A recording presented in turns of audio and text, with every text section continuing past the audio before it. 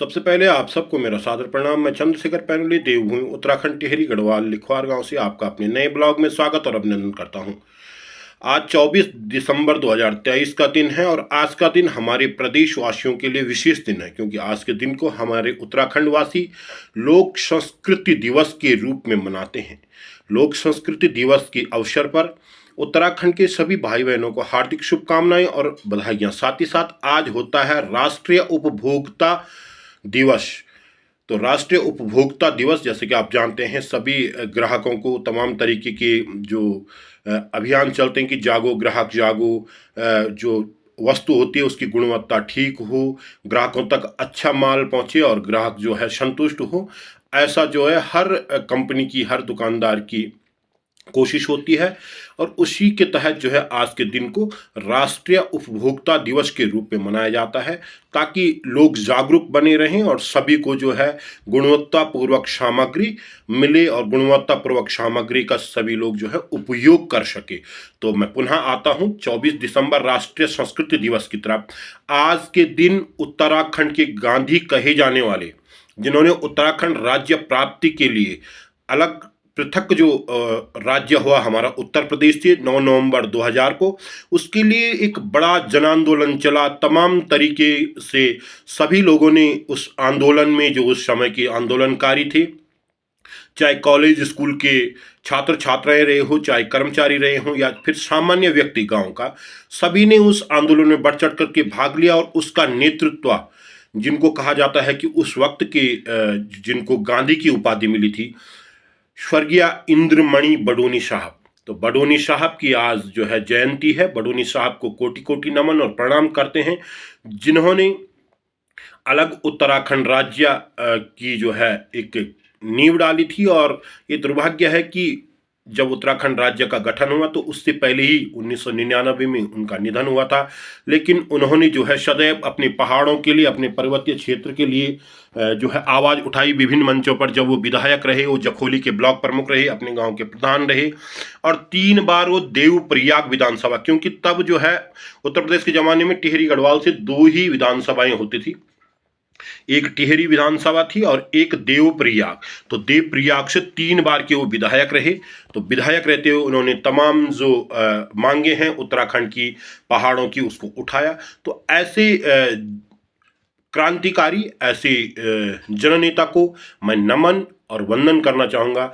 जिस तरीके से स्वतंत्रता संग्राम की लड़ाई में महात्मा गांधी जी का एक बड़ा योगदान रहा, असाधारण योगदान रहा, उसी तरीके से इंद्रमणि बडोनी जी का उत्तराखंड राज्य की लड़ाई में एक बहुत बड़ा असाधारण योगदान रहा।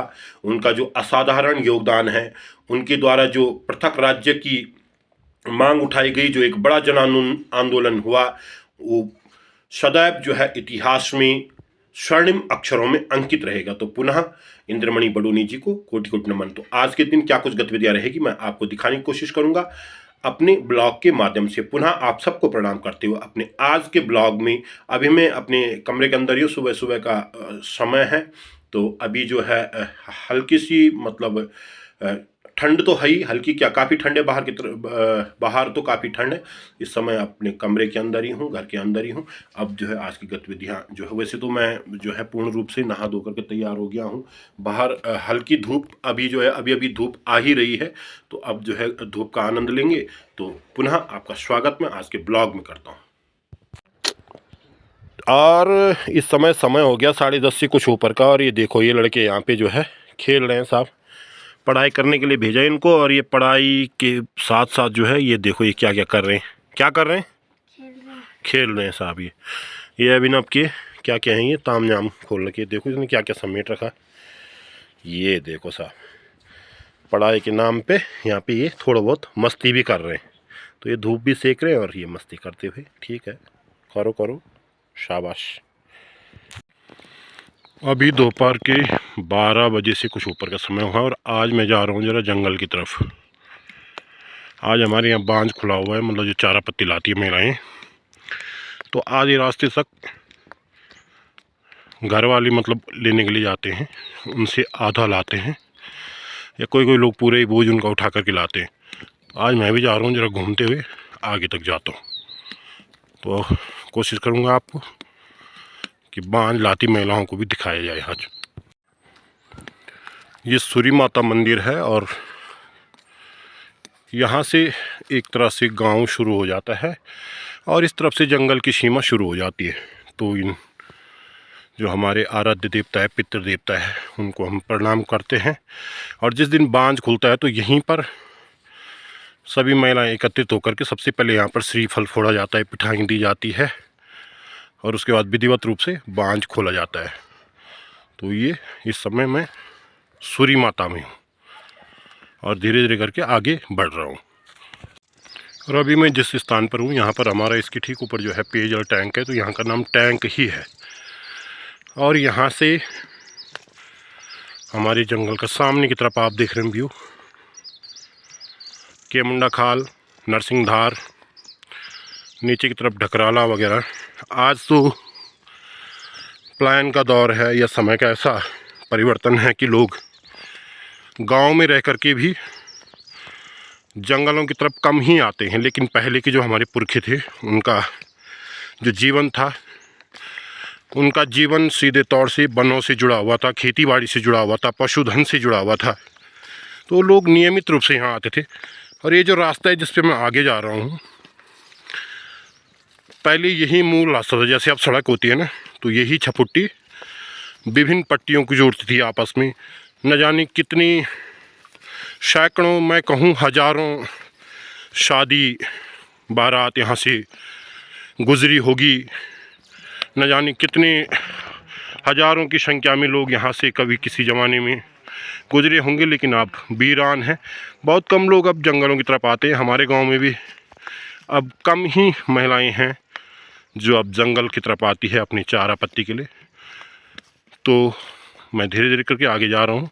यहाँ पे बोलते हैं दोवाटी। ये नीचे की तरफ, ये जो नीचे वाला रास्ता, यहाँ खेती बाड़ी थी बहुत शानदार हमारे गांव की। आगे नीचे ढकराला की तरफ डोगडा की तरफ, लेकिन अब सब वो खेत बंजर हो चले हैं। केमुंडा खाल में भी हमारे गांव की खेती बाड़ी थी, वहाँ भी छानियाँ थी। इन सब जगहों छानियाँ थी और खेती बाड़ी भी थी, अच्छी उपज, अच्छी पैदावार होती थी। लेकिन अब सब अतीत की बातें हो गई है। तो धीरे धीरे करके मैं आगे की तरफ बढ़ता हुआ, और अभी मैं हूँ सिलोट डली। जो हमारे गांव के लोग होंगे जो यहाँ से गुजरे होंगे, उन सब की अतीत की यादें ज़रूर ताज़ा होगी यहाँ की। और यहाँ पर जो है ये नया टैंक भी बना है, हंस फाउंडेशन ने इसको जो है बनवाया है, जो नई लाइन पानी की हमारे गांव में आई। और इसका निर्माण हमारे गांव के ठेकेदार हैं रतूड़ी जी, नवीन चंद रतूड़ी जी, उनके द्वारा किया गया यहाँ पर टैंक का निर्माण। और यहाँ से अब मैं फिर आगे, आज बहुत दिनों बाद, बहुत दिन का मैं कहूँगा कई महीनों बाद मैं जो हूँ यहाँ से आगे की तरफ जा रहा हूँ।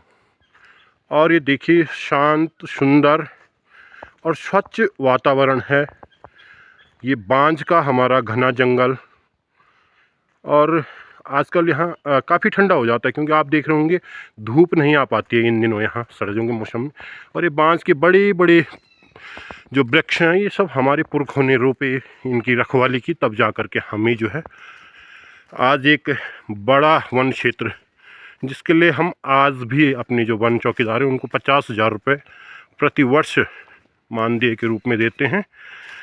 इसकी रक्षा रहे, हमारी पुरखों की संपदा है। और उनका जो पुरुषार्थ है, उन्होंने तब जो दूरदर्शिता दिखाई। तो काफ़ी बड़ा वन क्षेत्र है हमारे गांव का। फ़िलहाल मैं धीरे धीरे करके आगे बढ़ रहा हूं, अकेले ही सफ़र में। धीरे धीरे करके मैंने कहा चलो आज ज़रा चलते हैं वन क्षेत्र की तरफ।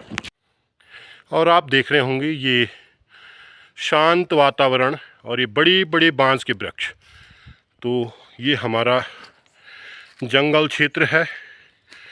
और यहाँ से तो कम से कम 2-2.5 किलोमीटर आगे तक महिलाएं जा रखी है, जिन्होंने अपने पशुओं के लिए चारा पत्ती के लिए बांझ को काट करके लाएंगे। पेड़ सुरक्षित रखते हैं, सिर्फ चारा पत्ती निकालते हैं। तो उससे क्या होता है कि पेड़ों की कटाई छटाई हो जाती है और चारा पत्ती के रूप में पशुओं के लिए मिल जाता है। ये सदियों से हमारे यहाँ की एक परंपरा है। और देवा का बांझ हम इसको कहते हैं, देवा का बांझ। और आप देख रहे होंगे जहाँ कहीं भी बिल्कुल शांत, और ये बड़े बड़े बांस के वृक्ष। और ये जो जगह जहाँ पर मैं अभी हूँ, यहाँ पे आपको अब कुछ और लोग भी दिखेंगे। ये लोग भी अपने घर वालों को लेने के लिए, जिस तरीके से आज मैं भी आया हूँ, तो मैं भी आया हूँ। यहाँ का नाम है रोपणी का गिरवा। जो हमारे गांव के पुरखे होंगे, जो हमारे गांव के लोग होंगे, या फिर बाहर के लोग भी जो यहाँ से आना जाना रहा जिनका, उनकी यादें ज़रूर ताज़ा होगी। यहाँ पे कुछ लोग बैठे हुए हैं, ये सब लोग भी जो है अपने अपने घर वालों को लेने के लिए आए हुए हैं। ये लोग भी ले जाएंगे बांझ, बस इससे आगे नहीं जाते हैं। ये आधा रास्ता है, यहाँ से आगे फिर अब पेड़ बहुत बड़े हो गए, वरना पहले तो यहाँ से दिखता था सीधा उधर सामने की तरफ, लेकिन क्योंकि समय के साथ पेड़ बढ़ते जा रहे हैं तो इसलिए दिख नहीं रहा है। बस इससे आगे नहीं जाएंगे। इस यहाँ तक जो है घर के लोग आते हैं और आधा बोझ ले जाते हैं, किसी की, कोई अपनी माँ जी से, कोई अपनी सास से, कोई अपनी बहू से, कोई अपने जो भी सगे संबंधी होते हैं उन सब से, जिन जिन के घरों से लोग जंगल में आए हुए रहते। तो ये है हमारा रोपणी का गिरवा। यहाँ पर हम लोग, ये लोग सब पहुँच रखे हैं, धीरे धीरे करके गांव से आने लग गए अपने अपने घर के लोगों को लेने के लिए। ये देखिए यहाँ पर, ये देखो यहाँ पर बांझ वाले आ रहे हैं, और यहाँ से जो है ये सब लोग जो है सब अपने अपने घर वालों को लेने के लिए आए हैं। यहाँ से जो है देखो ऐसे ही, मतलब यहाँ से कोई आधा करेगा तो कोई पूरा ही जो ये भारा है, जो बोझ है, इसको पूरे ही ले जाएंगे, कोई जो है आधा ले जाएंगे। तो आज मतलब मुझे भी लग रहा है मैं भी कई सालों बाद ऐसे आया हूँ। पहला इतनी भीड़ होती थी किसी ज़माने में, 90 लोग, 96, 104 फांट होती थी, लेकिन आज जो है 30-32 महिलाएं हैं जो मतलब बांझ ला रहे हैं या जंगल के लिए जो आते हैं। और यहाँ पर ये देखो इस तरीके से बांझ लाते हुए, और इस तरीके से जो है यहाँ पर जो है, यहाँ से जो है सभी लोग आधा आधा करके ले जाएंगे, ये लोग जो घर से आए हुए हैं। और कोई जो है बीच में ये लकड़ी लाते हुए, और ये देखो ये बांझ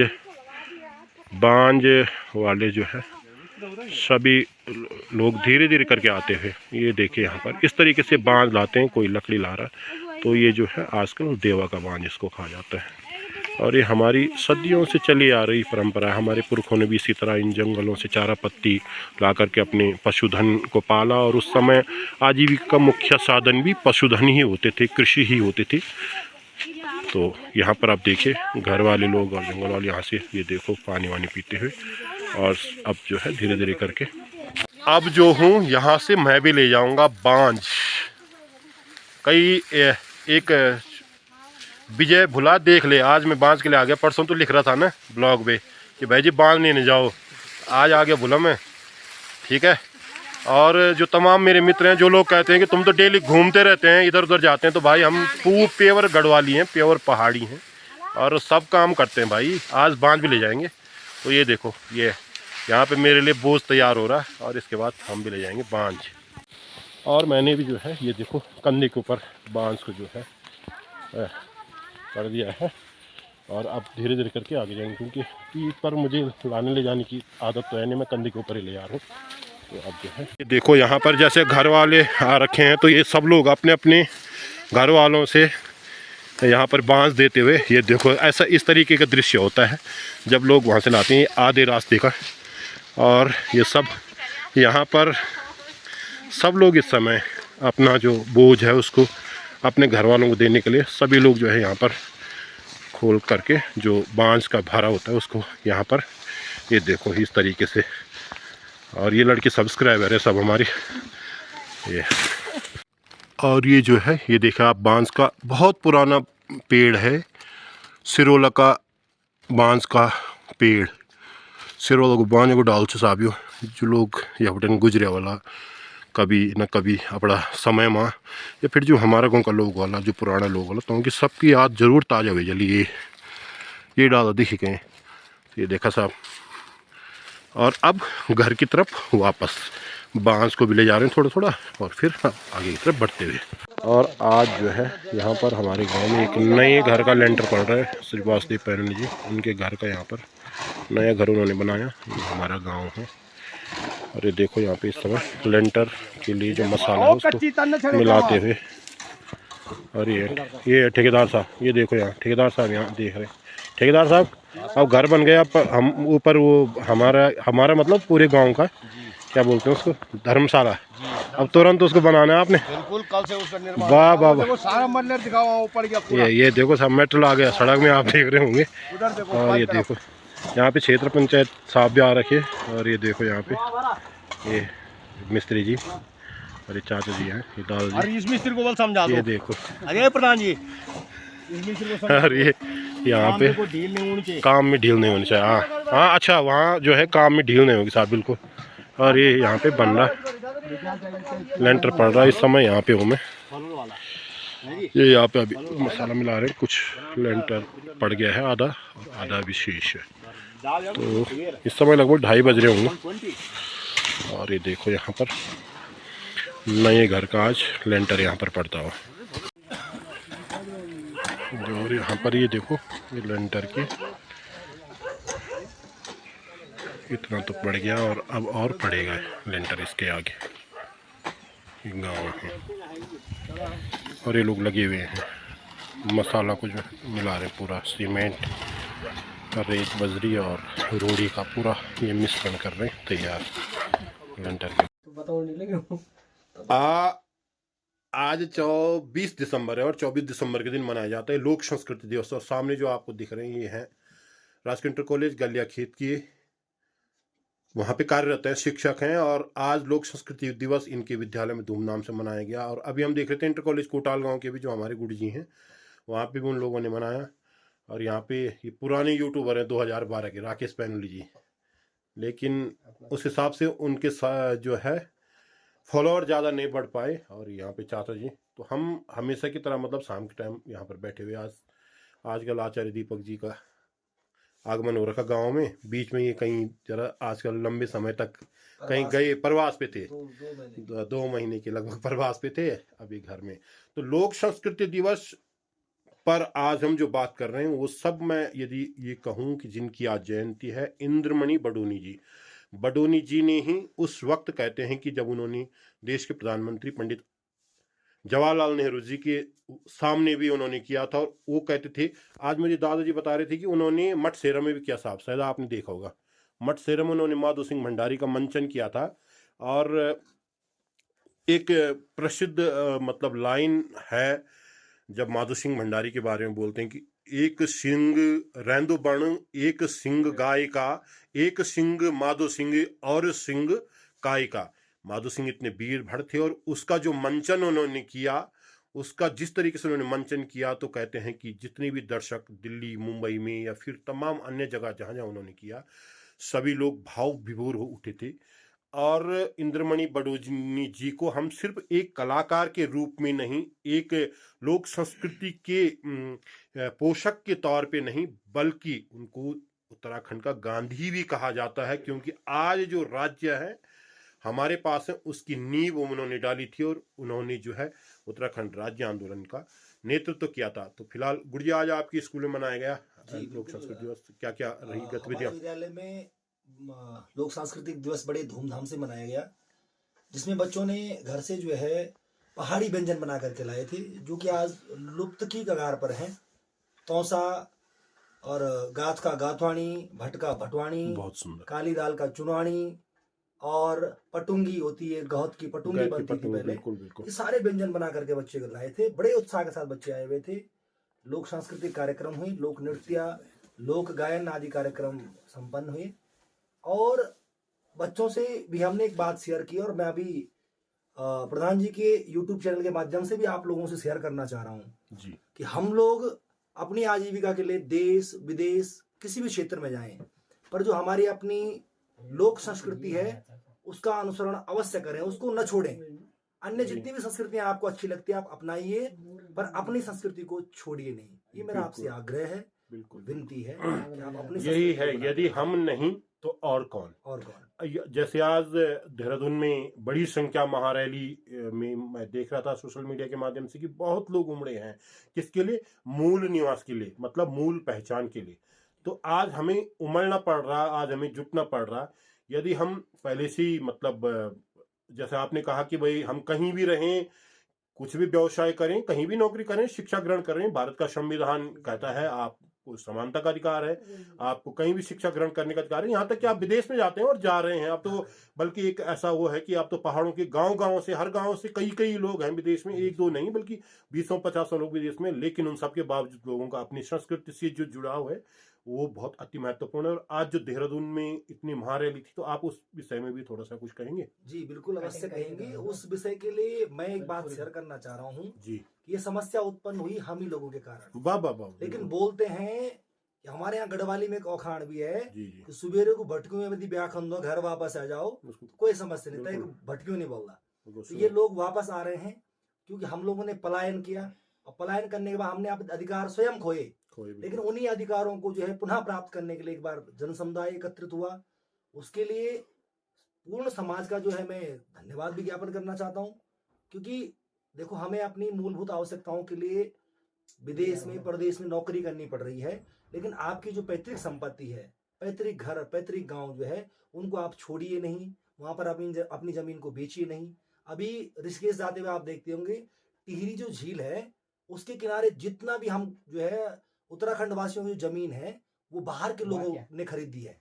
दिल्ली, मुंबई, हरियाणा के लोगों ने खरीद ली। अब वो वहां पर बड़े बड़े होटल बनाएंगे और जिनकी जमीन है हमारे बच्चे वहां पर नौकरी करेंगे। वही तो है, हमारे बच्चे नौकरी करेंगे, ये बड़ी समस्या है। इसके लिए लोग जागरूक हुए, देहरादून में एकत्रित हुए, तो ये तो होना ही था और होना भी चाहिए। तो आज जो है इंद्रमणि बडोनी जी की जयंती है, और बडोनी जी का जो विजन था, कहीं ना कहीं हम उस तरफ नहीं जा रहे हैं, हम भटक जरूर गए हैं, इसलिए ऐसी स्थितियां आ रही है। इसलिए मूल निवास, सशक्त भू कानून, या फिर आप देखें सिर्फ इन्हीं बातों की तरफ नहीं। सबसे बड़ी बात है अभी तक हमारी स्थायी राजधानी नहीं है। और एक और बड़ी बात जो सबसे बड़ी समस्या आने वाले समय में है कि हमारे पिछला जो परिसीमन आया था उसमें हमारे पहाड़ों की जो विधानसभा सीटें थी घटी है। अलग अलग जिलों से अलग अलग संख्या में विधानसभाएं घटी है, चाहे पिथौरागढ़ से घटी है, चाहे पौड़ी गढ़वाल से घटी है, या चमोली से घटी है, या फिर आप अन्य किसी भी पहाड़ी जो जिले हैं वहां से घटी है। और 26 का जो परिसीमन आने वाला है, अभी तो हम सिर्फ आज लड़ने के मूल निवास थे, लेकिन जो परिसीमन 26 का आने वाला है, मुझे लगता है उसमें और अधिक, अगर क्षेत्रफल के हिसाब से परिसीमन लागू नहीं हुआ तो बहुत अधिक घट जाएगी, जो एक हमारे लिए प्रतिनिधित्व भी हमारा कम हो जाएगा सीधा सीधा। तो आप देख रहे होंगे मैदानी जिलों में 11-11 विधायक हैं, 10-10 विधायक हैं, और हमारा इतना बड़ा क्षेत्रफल वाले जिले हैं, बड़े बड़े जिले हैं। पौड़ी जिले में मात्र 6 विधायक हैं, हमारे टिहरी में मात्र 6 विधायक हैं, उत्तरकाशी जैसी विशाल भूभाग वाले क्षेत्र में मात्र 3 विधायक हैं। तो कहीं ना कहीं इस पर भी मंथन करने की जरूरत है। इतने बड़े चमोली में सिर्फ 3 विधायक हैं, तो ये कहने की बात है। ये तो हमारे जो गढ़वाल मंडल के कुछ जिले हैं उसके बारे में मैंने, पहाड़ी जिलों के बारे में बात की, ऐसे ही अन्य कुमाऊं मंडल के भी जो पहाड़ी जिले हैं, कहीं ना कहीं वहां पे जो है परिसीमन के चक्कर में हमारा प्रतिनिधित्व घटाई है। तो हमें जो है जागरूक होने की जरूरत है। इसीलिए आज के दिन को हम मनाते हैं लोक संस्कृति दिवस में। और आपको विशेष बधाई कि आपने अपने जो आने वाली हमारी जो पीढ़ी है, क्योंकि शिक्षक तो सदैव ही एक नई प्रेरणा देता है, बच्चों का मार्गदर्शन करता है, और साथ ही साथ जो कुरीतियां हैं उनको भी कहीं ना कहीं समाप्त करने की कोशिश करता है। तो आपको बहुत धन्यवाद देना चाहेंगे। और आचार्य जी, आप आज दिन भर जो है गांव में ही रहना हुआ, घर पर ही और घर के बाहर भी जाना हुआ। आज जो है जैसे कि आज लोक संस्कृति दिवस था, और लोक संस्कृति दिवस पर उसके अलावा देहरादून में तमाम जो हमने देखा सोशल मीडिया के माध्यम से मूल निवास के लिए बड़ी आवाज़ उठ रही थी, बड़ी संख्या में लोग वहाँ पर थे। और उसके अलावा गांव में भी कुछ एक नए मकान का लेंटर पड़ रहा था, तो थोड़ी देर में वहाँ पर गया। और साथ ही साथ आज जो हूँ मैं अपने जंगल की तरफ गया, आज बांस को लेने के लिए, जो चारा पत्ती होती है उसको मैं लेने के लिए, क्योंकि एक यहाँ पर आजकल बांस खुला हुआ है, तो सभी लोग गांव के लोग जाते हैं, जिनके पशुधन हैं वो लोग जाते हैं और बांस लाते हैं। तो उनके घर वाले जो है आज रास्ते तक लेने के लिए जाते। तो मैं भी आज पुरानी यादें ताज़ा हुई, मैं भी गया। तो आज दिन भर की गतिविधियों को समेटते हुए आज का जो ब्लॉग है आपको कैसा लगा, आप जो है मेरे ब्लॉग पर जरूर कमेंट कीजिए, लाइक कीजिए, शेयर कीजिए, और मेरे चैनल को सब्सक्राइब जरूर कीजिए। तो मिलते हैं नए ब्लॉग में। आप सबको सादर नमस्कार। जय बद्री विशाल, जय देवभूमि उत्तराखंड, भारत माता की जय।